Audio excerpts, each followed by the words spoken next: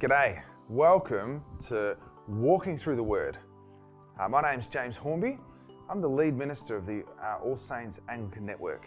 So join me as we walk through the Word, each week unpacking a portion of the Bible, and feel free to comment, to ask questions, to get involved, and we'll work through this together. I'm so glad you can join us. Duck inside as we get on to the next episode. Welcome to Looking Through Luke. This week we continue with the part of Luke's story, the Gospel, in which the angel Gabriel has appeared and is talking to Mary, the young teenage girl, that she's about to have a child, and that her child will in fact be the Son of God, the Son of the Most High. As I was thinking about this is an experience that is well and truly outside of the realm of normal experience.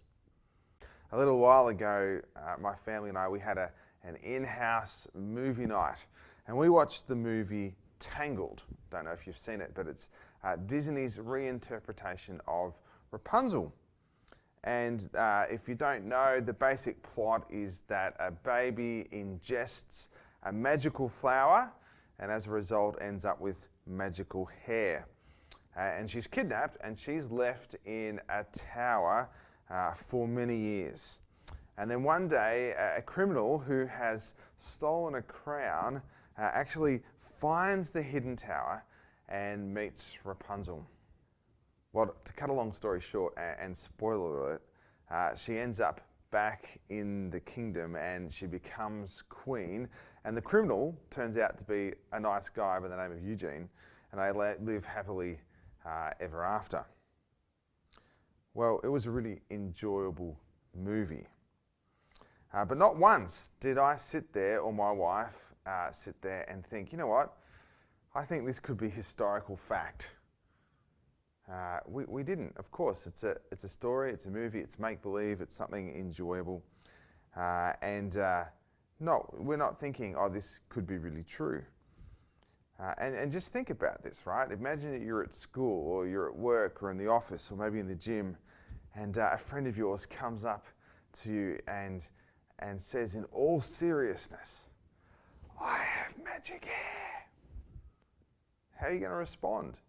Of course, you're not going to believe them. You're going to think that they're pulling your leg or they're telling a story, but you can see in their eyes that they're serious. They really think that they've got magical hair. Or maybe you're out one night with one of your girlfriends or out during the day, you're getting your nails done or getting your hair done, and she leans across to you and she whispers, she says, look, I know this is going to sound really weird, but last night, an angel appeared to me and told me that I was going to fall pregnant supernaturally and I was going to give birth to the Son of God. Now, if a friend of yours told you that, if you're a good friend, you'd call and get someone to collect her because she's clearly not right. I don't mean to be irreverent, but when we hear this story of the angel appearing to Mary and telling you what's about to happen, we have to appreciate how far outside the bounds of normal experience this was to understand and make sense of how Mary reacts.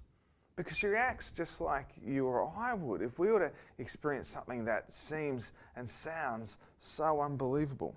Last time we looked at the fact that Mary was greatly troubled at his words and wondered what kind of greeting this might be. That is, she thought hard, she thought rationally, she engaged furiously. We talked about the word dialogismai, thinking rationally, thinking furiously. That's what she does. She engages with what's going on. And we also talked about the fact that she was favoured, that God pours out his grace upon her. Well, today we're going to look at Mary's response. She's heard what the angel has to say. She's been thinking hard about all that Gabriel has said, trying to make sense of what she's just been told. And listen to her first words. I'm reading from Luke chapter 1, verse 34. "How will this be?" Mary asked the angel, "since I am a virgin?" And the angel answered, "The Holy Spirit will come on you, and the power of the Most High will overshadow you. So the Holy One to be born will be called the Son of God. Even Elizabeth, your relative, is going to have a child in her old age, and she who was said to be unable to conceive is in her 6th month. For no word from God will ever fail." "I am the Lord's servant," Mary answered. "May your word to me be fulfilled." Then the angel left her.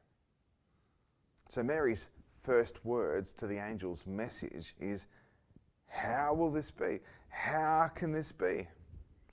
There's so many barriers to belief. We live in a day and age where our barrier to belief is even the mere possibility of the supernatural. We're trained to believe that the supernatural is impossible. Well, Mary, as a young Jewish girl, she believed in the supernatural, but she was trained to believe that God could not become human. And so now she's being told, actually, that the Most High God will be born, the Son of God she will conceive and give birth to. That's just as big a barrier, a belief blocker to Mary as the idea of the supernatural is to you and I. We sometimes have this perception that people in Mary's time walked around and all these supernatural things happened, or they were told about them, and they just blindly accepted them. And of course, that makes sense. And of course, we know far more about the natural world. We have access to far more information as a science and as a discipline than ancient cultures and peoples did. But they weren't crazy. They weren't stupid. They weren't dumb. They thought hard about things. And Mary thinks hard about this. She's perplexed. She's deeply troubled. So she asks the obvious question, how could it be? I'm a virgin. How is this physically possible? And the angel's response is, well, nothing's impossible with God. No word from God will ever fail. And Mary's response, upon thinking through this, upon voicing her doubts, asking the questions, is to conclude, well, may your word to me be fulfilled. May it be as you've said. It's actually an attitude of surrender. I want to suggest that Mary in this moment is not filled with incredible joy. If anything, she's a bit shocked, she's a bit stunned, she's trying to make sense of what's going on, and she's not filled with joy. Joy will come later. But when Mary says, may your words be fulfilled, think a moment about what she's actually saying. She's from a traditional culture, and she's saying to the angel, if these words are fulfilled, then I, an engaged, young, teenage girl from a backwater, I'm going to fall pregnant. And I'm going to be pregnant before I'm married. And because of the culture that she lives in, if she's to fall pregnant before she's married, she's going to be disgraced. She's going to be shamed. She's going to be ostracized by society, potentially by even her family. Joseph, in all likelihood, will divorce her, cut off their engagement. And in fact, we actually know that when Joseph, and we'll see this in the story, when Joseph learns that Mary's pregnant, that's exactly what he intends to do. Why he doesn't is for another video. I'm willing, says Mary, to be disgraced. I'm willing to be ostracized. I'm willing to be left without a future. Why? Well, I want to suggest because as the angels appeared to her and declared to her what will happen, and she's thought hard about it, and she's given voice to her doubts, and she's wrestled with it, she's come to the conclusion that if this is of God, then it can be trusted. If this is of God, that matters more than her own personal circumstances. I am the Lord's servant, is how she responds. I'll take it. No joy, but a willingness to surrender. And I want to suggest that I think that's how many people actually come to faith. There was a great 20th century Christian thinker and apologist, by a novelist by the name of C.S. Lewis. And when he describes in one of his books how he became a Christian, he describes himself as the most reluctant of all converts in England. And how he became a Christian is how so many people become a Christian. They start with a story, they hear of what God's done, they look at it, and they think, hey, how could this be? It sounds so incredible, it sounds unbelievable, it sounds beyond the possibilities of something that could be true. And yet people engage with these things, they engage with the facts, they look at the story, they read it, they do what Luke has intended for us to do, they examine the evidence, they give voice to their doubts like Mary did. How could this be? They remain open to the answers, they weigh it up, and gradually they actually surrender and come to a point of saying, okay, Lord, if this is really true, I'm prepared to accept it. And I think that's actually stages of surrender, stages of coming to grips with truth.